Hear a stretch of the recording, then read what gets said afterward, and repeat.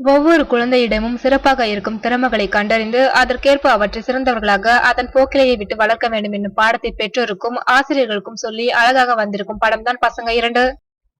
என்ஜினியரான கார்த்திக் குமார், பிந்து மாதவி தம்பதியரின் மகளும், வங்கி அதிகாரியான முனிஸ்காந்த், வித்யா பிரதீப் தம்பதியரின் மகனும் ஹைப்பர் ஆக்டிவேட் குழந்தைகள் என்பது பெற்றோருக்கு புரிய வருவதற்குள் சில பள்ளிகள், சில குடியிருப்புகளில் இருந்து அந்த குடும்பங்கள் பிள்ளைகளுக்காகவே குடித்தனம் மாற வேண்டிய சூழ்நிலை.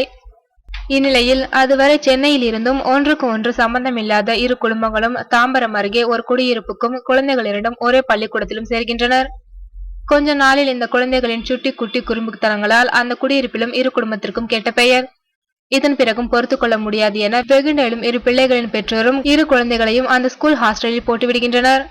ஆனால் அந்த ஹாஸ்டலிலும் வம்பு தும்பு செய்து கொஞ்ச நாளிலே குடியிருப்புக்கு திரும்பும் குழந்தைகளை தங்கள் குழந்தைகள் மாதிரி நல்ல குழந்தைகளாக மாற்றி காட்டுகிறோம் என்று தங்கள் அரவணைப்பில் வளர்க்க ஆரம்பிக்கின்றனர். அதே குடியிருப்பில் வசிக்கும் மனம் ஒத்த ஜோடிகளான குழந்தைகள் டாக்டர் சூர்யாவும் சிறப்பு பள்ளி டீச்சர் அமலாபாலும்.